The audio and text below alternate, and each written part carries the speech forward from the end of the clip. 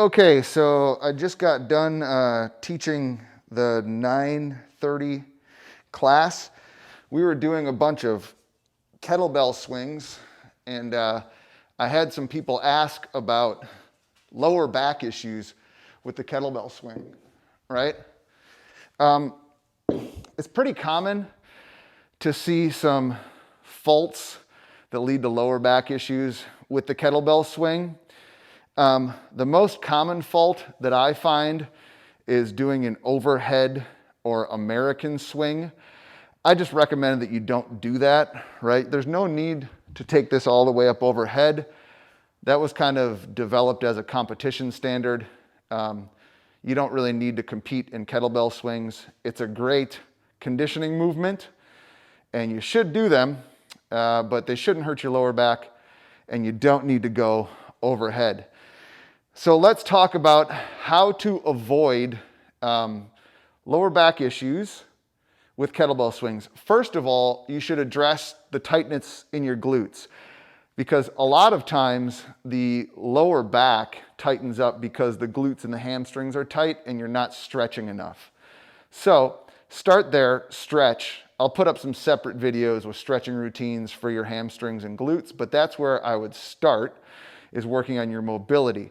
Second, I would work on your foot position. So a lot of times we'll see like this turn out, almost like squat-like position. When I'm doing a swing, I like to have my feet right about shoulder width apart, and I want my feet screwed into the ground, right? I don't want this external rotation. That's not what I want. I want, boom, here, right? Think about where you'd go for a clean or a deadlift, right? Not a sumo stance. You'd go with this nice athletic stance where you could use your hips and do something athletic. Same thing for the kettlebell swing. Now, another big fault we'll see is people dipping way too low, like they're almost squatting down and then bringing the bell here, right? We don't need to bring the bell beneath the knee line. The bell should be fairly tight to the body. We're looking to create force with the hip, right? Pop. That doesn't mean that I need to go super low. Okay, so force from the hip, bell stays high, I pop, and then at the top, next common fault is soft abs or soft midsection, right? Where people are gonna start doing stuff like this. No good at all. No good at all, okay? So, what do I do to prevent those soft abs or muted hip position?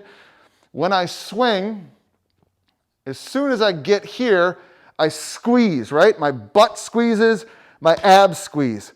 So I'm never even able to go into this position. It's just not gonna happen if this is tight, and this is tight, right? Each time I swing, boom, squeeze, squeeze.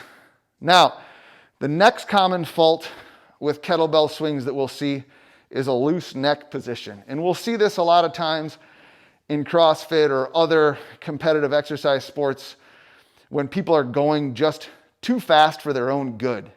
You see the great ones and they don't really mess around with bad form, right? Technique is king. You want to have great form. You can't go fast without great form. Otherwise, it's just not going to play out well, right? So with the neck position, what I'm talking about is people swinging with their head like this, right? I don't want to be doing that at all. I want my head and my line of vision to follow my hips. So boom, boom, boom, boom. It's a pendulum, down and up, down and up. Now, another common fault that I'll see with the kettlebell swing is letting the kettlebell get out and away, right? We'll see people do stuff like this, right? Whoa! Again, you're going to transfer force here. You don't want to do that. What I want you to do is keep that bell tight, even in a tucked elbow position, right? Nice little pop. Because all we're looking to do is create force with the hip. That's the mechanism that we're training, right? This is not an upper body movement. The kettlebell swing is not really that upper body intensive. It shouldn't be. You should feel hamstrings, glutes, a little bit of abs, definitely hip flexors, but the upper body, if you want the upper body trained, you can do things like presses, you can do snatches, but swings really should not be upper body intensive. Maybe a little bit of grip once you get heavier. And yes, once you get into the heavier ranges, you're going to need to use that upper body, but for the sake of conditioning, not necessarily. All right, so let's recap on those with some action, right? The first one that I spoke about was, what was it? I think foot position, right? So not here, but here. So I'm going to get that bell back between my feet. Boom. Go ahead and pick it up. Squeeze, squeeze, squeeze. Again, feet are screwed into the ground, right? Abs are tight.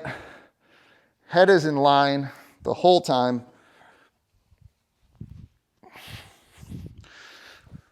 So I don't want to do things like go soft. This is bad, very bad. This is bad, right? We don't want stuff like that. We don't want these deep squats, right? I can already feel it in my lower back. Not a good feel at all. We want this to be tight. We want this to be concise.